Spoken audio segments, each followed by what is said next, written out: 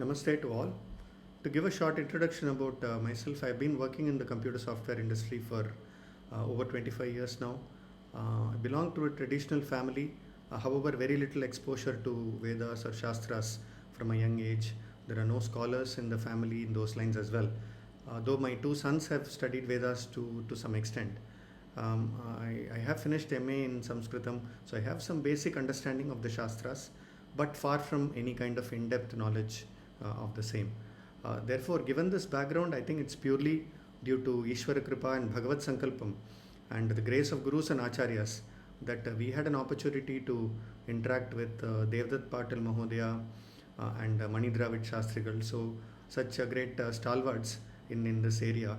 Um, to give a view of Devdutt Patil's Mahodaya's contribution towards Shastric studies, so it's basically immense because in the previous times the shastras used to be taught in scholars houses, so one or two students used to teach, so it wasn't very structured, and it worked for that time. But for the changing times, basically he was able to structure the whole thing, as well as create a big patashala in Goa, and basically put a lot of dedicated effort to see that many students went through that rigorous study and became scholars. So we had an opportunity, along with my family, to visit the Goa Patashala, and it was really like going back to the ancient times. So five or six students on one side talking fluently in Sanskritam and debating on the different viewpoints of different Panini Sutras,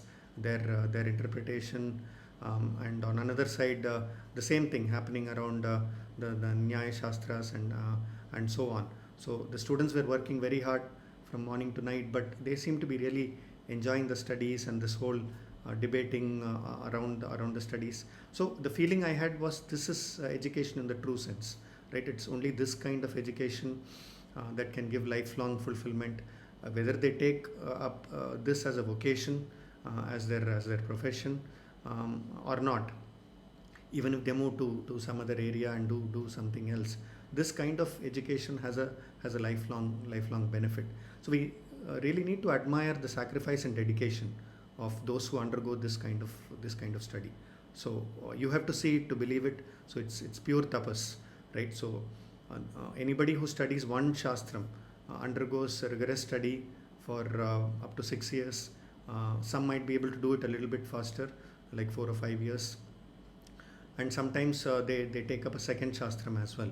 And the Tenali and Ahmednagar exams, they have oral exams and written exams as well. So those are notoriously difficult to get through. So you really need to have a thorough knowledge in order to get through those exams and pass through the Mahapariksha, right? So this kind of a thing cannot be taught in a college setting, in my view. So only a Gurukulam can do this. College can definitely give like a broad overview of different shastras, and they can pick bits and pieces from here and there, and that kind of a broad view can be given. But in depth, somebody understanding various texts from front cover to back cover, and so for that, a 24 hours student, the guru must be with the student. Without that, I think it may not be possible, right? So I think many of you know that there is a slow but sure revival of traditional studies. Many people are realizing the shallowness of Western education system, and what a big loss it is not to know our own shastras. Fortunately, with the initiatives of many Mahans, many Veda Patashalas have started to flourish now, and that's really a great thing. Some of them do teach a little bit of the Shastrams, but basically there are very few dedicated centers for Shastric studies, right? So we got the blessings from Mani Dravid Shastrigal, who is fortunately, like this Gurukulam is based in Chennai. He has guided us throughout the journey. So his contribution to the Shastric world is also very great. So he is the last word on many questions that many students will have, and so many students look forward to getting taught by him. He has taught so many students, and we approach him for all the key developments in the Gurukulam, and he always is available to guide us. He inaugurated the Gurukulam, and so on. So basically, after visiting the Goa Pathshala and based on the inspiration from Patil Mahodaya and Mani Dravid Shastrigal, we wanted to start a similar Pathshala in Chennai. Once again, purely due to Bhagavat Sankalpam, we had a location readily available for the same in Nanganallur. For those who are not from Chennai, it's an ideal location with many temples. So many homams and yagams even get conducted there throughout the year. So it's a place filled with divine energy. So this Pathshala was started in that location in 2021. Now it's getting close to 2 years. The lessons are taken purely in Sanskritam only, and the students also interact within themselves only in Sanskritam, because this kind of study cannot be done in any other language. So it's the granthas are only in Sanskritam, and the interaction and everything has to be only in Sanskritam. So it just cannot be translated into any other language. The student strength has slowly increased. We started with only one student initially. Now it's 9 students, and we initially had plans only for Nyaya Shastra, and then basically we added Vyakarana Shastra, and now from April 2023 we are also adding Vedanta Shastra. So unlike Veda Pathshala, the number of people taking this up will be low. So our emphasis is also on quality and not on quantity. Even if we can produce 10 scholars over the next few years, we will be very happy, right? Each such scholar can have a multiplying effect in terms of impact, and each can produce 10 or 20 scholars more, right? There are also some plans initiated by Devdutt Patil Mahodaya to expand Medha Gurukulam and set it up in a bigger location with more acharyas, students, more coverage for more shastrams. So with Ishwara Kripa, hopefully that will also happen in the next 1 or 2 years. So the Pathshala itself, it's a very homely setup. Students are move very closely with the acharyas, and so far the students themselves are doing the cooking. This is on the lines of Goa Pathshala. So this helps in very many ways, right? So the students learn life skills. It's a way of relaxation for them in the midst of rigorous studies, and also from an acharam also it's very good, right? So, and this was started with the blessings of Kanchi Periyava and Sringeri Mahasannithanam, and both of them were very happy and wanted us to basically keep progressing on this front, and keep training as many students as possible. Many students also requested us to start the same thing online. So we thought quite a bit about it, and then basically we wanted to support those students as well.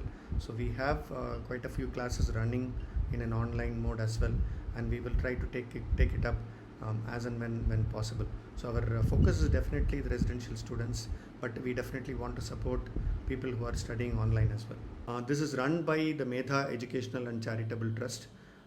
So we are definitely looking forward to your support in whatever way possible. So financial support if possible, and also by supporting us with by sending the right kind of students who can study this, or by helping the spread of this kind of traditional education in our society. So thank you.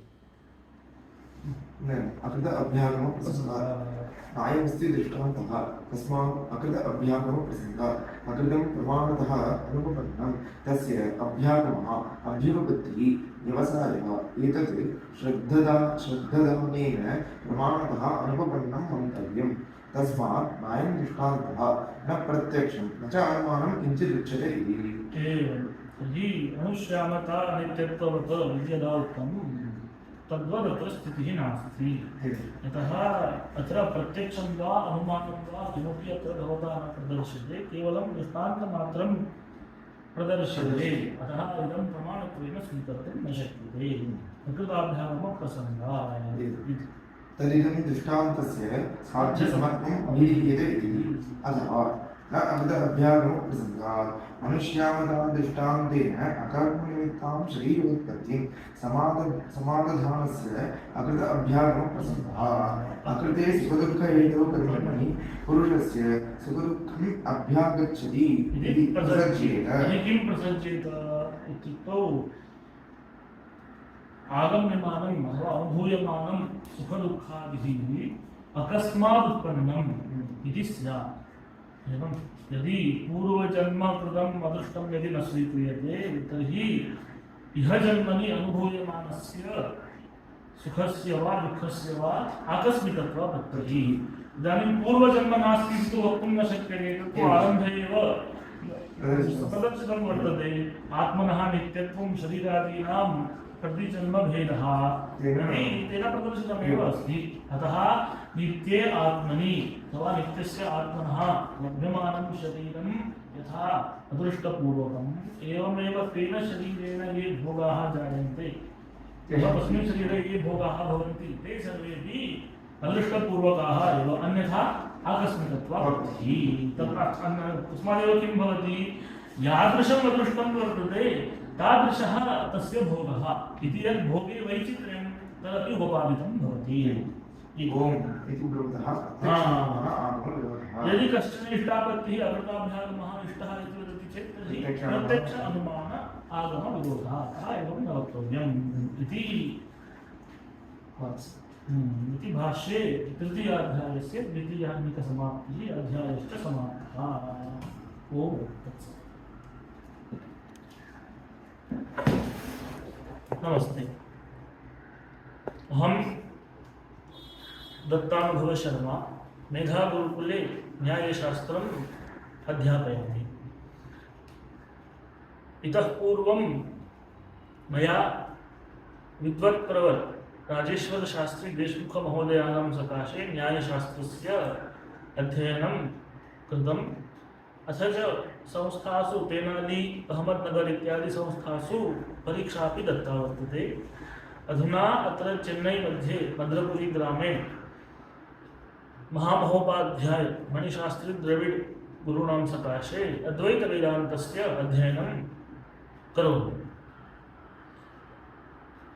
गतवर्षे रामस्वामी महोदयैः मम गुरूणां सकाशे एवं प्रस्तावना कृता यत् शास्त्रस्य एकं गुरुकुलं मया आरम्भणीयमस्ति। यदि कश्चन अध्यापकः वर्तते तर्हि अस्माभिः आरम्भः कर्तुं शक्यते। तदा अहमपि दैववशात् अस्मिन्नेव ग्रामे आसम् इति कारणात् मम आचार्यैः महामहोपाध्याय देवदत्तशास्त्री पाटील वर्यैः अहम् अत्र योजितः। एतेषाम् इच्छा वर्तते शास्त्रपाठशाला आरम्भणीया इति। भवान् तत्रैव वससि, अतः अवश्यम् इदं करोतु इति। अतः तेषाम् आज्ञया अथ च अस्माकं गुरूणां महामहोपाध्याय मणिशास्त्री गुरूणां प्रेरणया इयं पाठशाला गतवर्षे आरब्धा। अस्यां पाठशालायां यथा अहं संलग्नः तथैव एकः मम सतीर्थ्यः विद्याधीशकट्टी इति व्याकरणविभागम् आरब्धवान् अत्रैव। तथा च उभाभ्यामपि मिलित्वा इयं पाठशाला पारम्परिकपद्धत्या चाल्यमाना वर्तते। अस्यां पाठशालायाम् अधुना 6 छात्राः निवासी छात्ररूपेण वर्तन्ते। केचन अन्तर्जालमाध्यमेनापि पठन्ति। इतः अस्माकम् आचार्याणामेव एवम् इच्छा आसीत् यथा तत्र स्थित्वा पठनं केषाञ्चित् सम्भवति तथा सर्वेषामेव भवति इति नास्ति, परन्तु पठितुं मनः तु वर्तते। तर्हि एतादृशानां छात्राणां निरासः मास्तु। सम्भवति चेत् अन्तर्जालमाध्यमेनापि तेषां पाठनं भवतु। अतः तत् अस्माभिः अनुसृत्य अन्तर्जालमाध्यमेनापि पाठनम् आरब्धम्।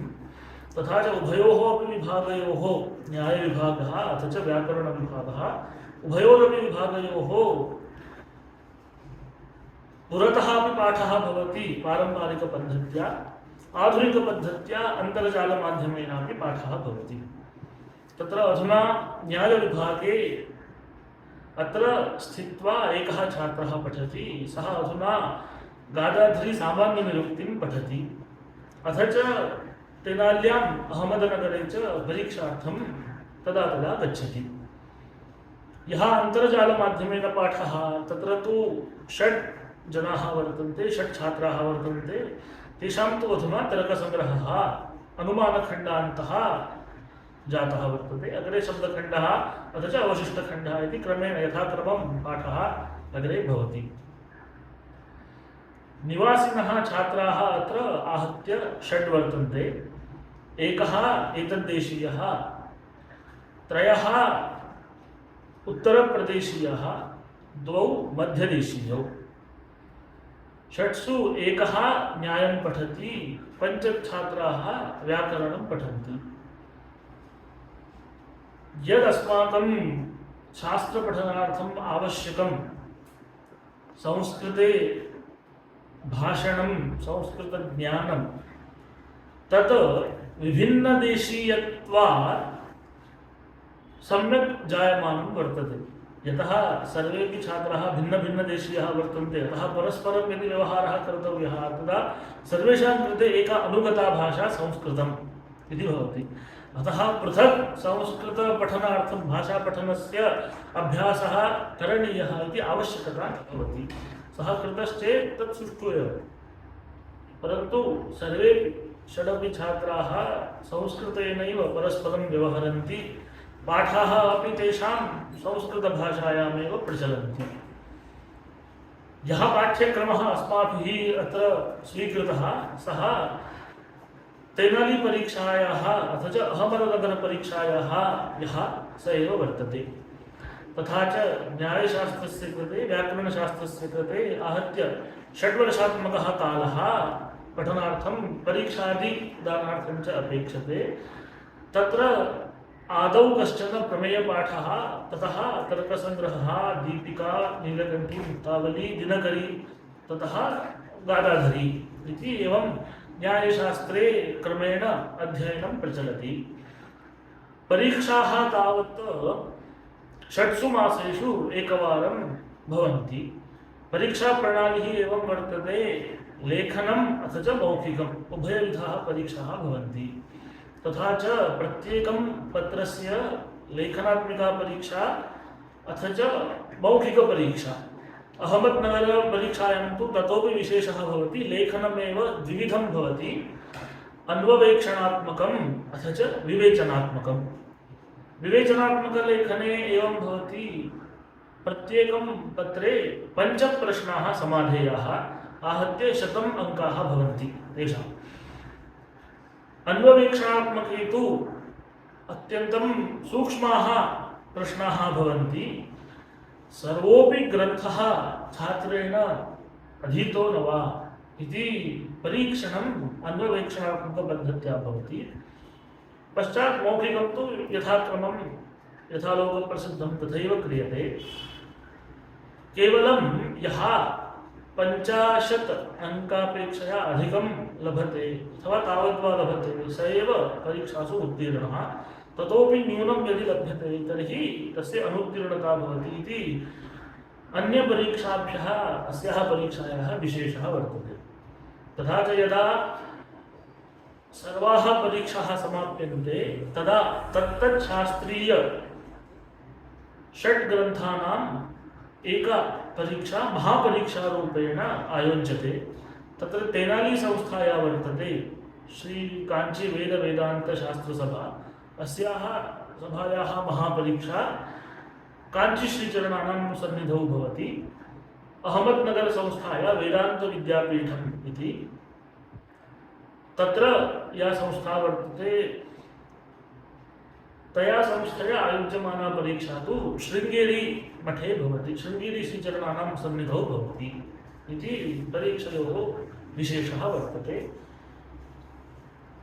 न्यायशास्त्रस्य अध्यापनम् अध्ययनं च यद्वर्तते तत् किमर्थं करणीयं सामान्यतः शास्त्राणामेव अध्ययनं वा अध्यापनं वा किमर्थं कर्तव्यम् इति जिज्ञासा भवति विशिष्य न्यायशास्त्रस्य कुतः इति मम विभागः अस्ति इति कारणात् किञ्चित् प्रतिपादयामि तत्र द्वेधा प्रयोजनं मया चिन्त्यते एकम् आध्यात्मिकम् अथ च द्वितीयं व्यावहारिकम् आध्यात्मिकं प्रयोजनं तु एवं भवति इदं दर्शनशास्त्रस्य परमं प्रयोजनं मोक्षः अतः मोक्षसाधनं यथा वेदान्तः तथा इदं न्यायदर्शनमपि अतः परमपुरुषार्थः यः मोक्षः वर्तते तत्प्राप्त्यर्थम् उपायभूतम् इदं दर्शनम् अतः अस्य दर्शनस्य अध्ययनं कर्तव्यम् इदं तु सर्वैः प्राप्यते वा न वा इत्यत्र संशयः भवति कदाचित् परन्तु व्यावहारिकं प्रयोजनं यत्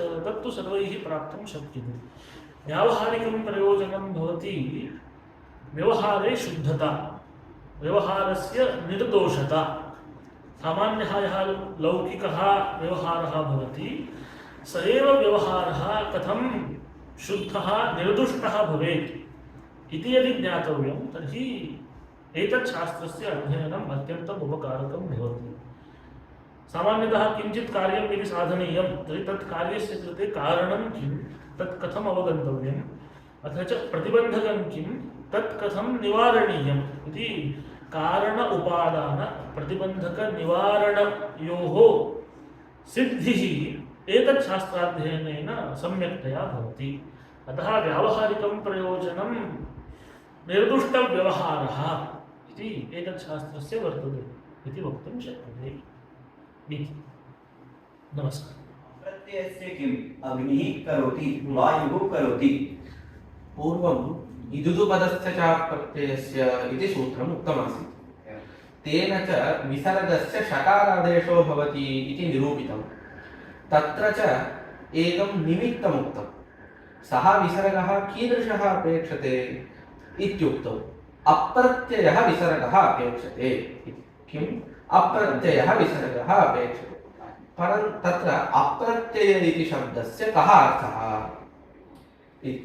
तत्र केषाञ्चिन् मतं प्रत्ययः विसर्गः नापेक्षते अप्रत्ययः इति विसर्गस्य विशेषणं तर्हि यः विसर्गः प्रत्ययः न भवति तस्य षत्वं भवति इति एकः पक्षः परन्तु अस्मिन् पक्षे कविभिः कृतम् इत्यस्मिन् स्थले प्रत्ययः विसर्गः नास्ति इति कृत्वा षत्वम् अत्र स्यात् तद्वारणार्थं केवलं यः प्रत्ययः विसर्गः सः न इत्येतावदेव न निषेद्धव्यं परन्तु प्रत्ययशब्दस्य लक्षणया प्रत्ययसम्बन्धी इत्यर्थः इति वक्तव्यं तेन अप्रत्यय इत्यस्य कः अर्थः प्रत्ययसम्बन्धी भिन्नः इत्यर्थः तर्हि प्रत्ययसम्बन्धी भिन्नः यः विसर्गः तस्य स्थाने इति वक्तुं शक्यते तर्हि प्रत्यय संबंधी भिन्नस्तु कविभिः इत्यत्र विद्यमानः विसर्गः नास्ति इति कृत्वा तत्र षत्वं बाध्यते किञ्च अग्निः करोति इत्यादावपि तत्र व्यपदेशिवद्भावमाश्रित्य स्वयमेव स्वस्य सम्बन्धी भवति इति कृत्वा तत्रापि अप्रत्यय इत्यनेन निषेधः सम्भवति अतः न कोऽपि दोषः अतः कः अर्थः प्रत्ययसम्बन्धी भिन्नस्य विसर्गस्य इत्येव न तु प्रत्यय भिन्न समुदाय सम्बन्धी इत्यस्य इति स्थापयामि नमस्काराः अहं विद्याधीश शर्मा पूर्वं गोवा राज्ये पाटील महोदयानां पाठशालायां व्याकरणरत्न मोहनलाल शास्त्रिणां सविधे मया व्याकरणाध्ययनं कृतं तेनाल्याम् एवञ्च अहमदनगरे च परीक्षा दत्ता अत्र चेन्नैनगरे मणिद्राविडशास्त्रिपादानां सविधे मीमांसाध्ययनं प्रचलति तस्मिन्नेव समये पाटीलाचार्यैः एका पाठशाला आरभ्यते मेधागुरुकुलम् इति तस्यां पाठशालायां व्याकरणं भवता पाठनीयम् इति आज्ञा दत्ता। आज्ञानुरोधेन तेषाम् अनुग्रहेण च पंडित मणिद्राविडशास्त्रिपादानां च अनुग्रहेण अहम् अत्र व्याकरणपाठनं कुर्वन् अस्मि। अत्र छात्राः व्याकरणाध्ययनार्थं 5 जनाः सन्ति। तत्र उभौ शास्त्रमेव साक्षात् आरब्धवन्तः। तेषां पूर्वं शास्त्रवासनादिकम् आसीत् इति। केषाञ्चित्तु संस्कृतज्ञानं नासीत्, बालाः आसन्, तर्हि तेषां कथं शास्त्राध्ययनं सम्भवति इति चेत् तेषां कृते तु साक्षात् ग्रन्थपाठनं त्यक्त्वा पूर्वं तस्य ग्रन्थस्य यानि प्रमेयानि तानि पाठितानि, तानि च अधुना पाठ्यन्ते। तत् समाप्त्युत्तरमेव अस्माभिः तेषां कृते ग्रन्थारम्भः, शास्त्रस्य ये ग्रन्थाः तेषाम् आरम्भः क्रियते। तत्र व्याकरणशास्त्रे शास्त्रं यदा आरभ्यते, साक्षात् ग्रन्थपाठनं यदा आरभ्यते, तदा आदौ सिद्धान्तकौमुदीपाठः, तद ऊर्ध्वं परिभाषेन्दुशेखरः, तदनन्तरं च सिद्धान्तकौमुद्याः व्याख्यानद्वयं लघुशब्देन्दुशेखरः, प्रौढमनोरमा इति च तदुभयं, तत ऊर्ध्वं मञ्जूषा, भूषणसारः एवञ्च महाभाष्यम् इति अनेन क्रमेण पाठाः, अनेनैव क्रमेण च परीक्षाः अपि उभयसंस्थासु दीयते, अहमदनगरसंस्था एवञ्च तेनालीसंस्थायाम्। तर्हि तत्र यथायथं सर्वाः अपि परीक्षाः परिसमाप्य व्याकरणशास्त्रे महापरीक्षा दीयते। व्याकरणशास्त्रे च महापरीक्षादानोत्तरं सः तत्र व्याकरणशास्त्रे पण्डितः इति। महापरीक्षा च 5 ग्रन्थानां भवति। कौमुदी, परिभाषेन्दुशेखरं च त्यक्त्वा ये अतिरिक्ताः ग्रन्थाः तेषाम् इति अत्र व्याकरणशास्त्रे पाठ्यक्रमः। अधुना अत्र छात्राः ये वर्तन्ते ते पूर्वं शास्त्राध्ययनं कुर्युरेव, तदनन्तरमेव अत्र आगत्य अन्यत् शास्त्रं पठेयुः अथवा स्वेच्छया यत् शास्त्रं तत् पठेयुः इति न। यः संस्कृतमपि न जानाति तस्य निकटेपि अस्यां पाठशालायां प्रवेशः कार्यते। तेषां कृते तु आदौ अन्या भाषा अनुगता नास्ति इति कृत्वा संस्कृतं स्वतः एव स्थित्वा पाठशालायां स्थित्वा संस्कृताभ्यासः जायते। अनन्तरं च तेषां कृते शनैः तत्र धातुकण्ठपाठः, शब्दानां पाठः, तत ऊर्ध्वं कारकाणि, समासविषये सर्वं पाठयित्वा लघुसिद्धान्तकौमुदीं च पाठयित्वा अनन्तरं तेषां कृते यः विषयः इष्टः अथवा यत् शास्त्रं तेषां कृते पठितुम् इष्टं तत् शास्त्रं ते तत्र चित्वा तत्र पठेयुः इत्येव अस्याः पाठशालायाः पद्धतिः। व्याकरणशास्त्रस्य किं प्रयोजनम् इति चेत् ब्राह्मणैः पठनपाठनं कर्तव्यमेव इति वेदे उक्तमस्ति। पठनपाठनं च सः कर्तुं प्रभवति यः शब्दं जानाति। तत्र शब्दव्युत्पत्तिश्च व्याकरणशास्त्रेणैव भवति इति कृत्वा व्याकरणमज्ञात्वा पठनपाठनं न कर्तुं प्रभवति। अतः व्याकरणं पठनीयं, तेन च अग्रे समीचीनतया वेदार्थज्ञानादिकमपि भविष्यति इति व्याकरणस्य प्रयोजनम्। एवञ्च इयं या पाठशाला सा प्रस्तुततया केवलं न्यायशास्त्रम् एवञ्च व्याकरणशास्त्रं च अध्यापयति। इयं च पाठशाला अचिरादेव अधुना 1 संवत्सरः जातः। अग्रे इयं या पाठशाला सा यथा अन्यानपि शास्त्रान् पाठयेत् तथा अस्माभिः व्यवस्था कार्यते। तत्र वेदान्तविभागोऽपि एकः नियोजनीयः इति सर्वेषामपि अध्यापकानाम् एवञ्च संस्थायाः च इच्छा अस्ति। तदर्थं च कार्याणि प्रचलन्ति। तच्च यथा दैवं यथा समयं च अन्याः संस्था अन्ये विभागाः वेदान्तविभागः, मीमांसाविभागः इत्यादि अन्ये विभागाः अपि यथा यथम् आगच्छन्ति इति उक्तवान्। नमो नमः। मम नाम शशाङ्क दुबे अस्ति। अहं मध्यप्रदेशे उज्जैन नगरीतः अत्र चेन्नैनगरे व्याकरणपठनार्थम् आगतवान्। इतः प्राक् मम अध्ययनं पण्डित डॉक्टर संदीप शर्मा सकाशे मुक्तावलीपर्यन्तम् अध्ययनं जातम्। मम नाम जयप्रकाश शर्मा। अहम् उत्तरप्रदेशतः आगतः अस्मि। अत्र व्याकरणस्य अध्ययनार्थं मया पूर्वं पण्डितप्रवर सन्दीपशर्मणां सकाशे न्यायशास्त्रस्य अध्ययनं कृतं वर्तते मुक्तावलीपर्यन्तम्। अत्र अस्मिन् गुरुकुले व्याकरणस्य अध्ययनं प्रचलति। सिद्धान्तकौमुदी नामक ग्रन्थः प्रचलति। तत्र आन्तर्जालमाध्यमेन ये जनाः पठन्ति तैः सह आवाभ्यां चिन्तनमपि क्रियते। अनुवादस्य साधनं क्रियते, चिन्तनं क्रियते, एवञ्च अनुवादोत्तरमेव पाठः भवति। सूत्राणि ऐ उर् रुल् रुक् ऐ ओम् ऐ ओच् है भट् न यमङ्गणं जवै गणदस् जवगणदस् खपचर चटौ कपै शशसत् हल् इति महेश्वराणि सूत्राणि। अथ पाठ्याध्याय सूत्रपाठः वृद्धिरादैः अनेन गुणः इको गुणवृद्धि न धातुरोपार्थाद्ये निज्या दीर्घे वीटाम् अनन्तरः संयोगः मुखराशिकावचनाशिका तुल्यासप्रयत्नसरलं नाझलौ ईदुदे द्विजं प्रगृह्यम् अस्सोमात् शे निवादेकाजनां उत् समुद्रशाकयस्येतावनाशे उयः ईदुदो च सप्तम रथे दाघाघुलाप् आद्यन्तवदेकस्मिन् तप्तमोघः भोगमनुसृष्याः स्नान्तासट् दति च तत्त्वतोनिष्ठा सर्वादीनि सर्वनामानि हास्यादिकसमासे भौरीहौ न भौरीहौ ॐ चक्रं षोडशमासा संक्षेपादष्टाविंशतिदा पुनः नित्यनित्यत्वयोगेन लुप्तेन च यदा तत्राष्टादशपुरुषा कर्मधारय सप्तदा च भौरीतिभिरावास्तोदिदा दन्दो विधिविदोगेयो उद्लीकादिनवतः तेषां पुनः समासानां प्राधान्यं स्यात्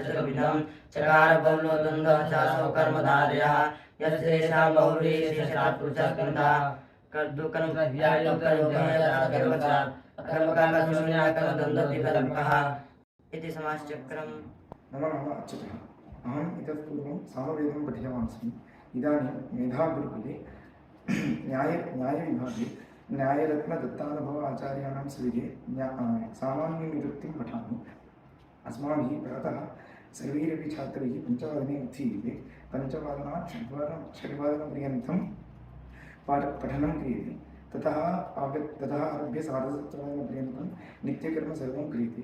7:30 सपाद 8:00 पुनः पठनं क्रियते। सपाद 8:00 9:00 अस्माभिः एव किञ्चित् पक्त्वा अल्पाहारः क्रियते। 9:00तः 11:00 पठ्यते। एवं 11:00 अस्मासु अन्यतमः एकः पाकं करोति। अस्माभिः साहाय्यं क्रियते। 12:00 भोजनं भवति। एवं 1:30 विरामः। 1:30 5:00 पठामः। आचार्यः यथासमयं पाठयन्ति। 5:00 क्षीरं पिबामः। क्षीरं पीत्वा विरामः भवति। एवं पुनः 7:00 रात्रौ भोक्तुम् अस्मासु कश्चित् अन्यतमः करोति। सर्वैरपि साहाय्यं क्रियते। ततः 10:00 स्वल्पः क्रियते।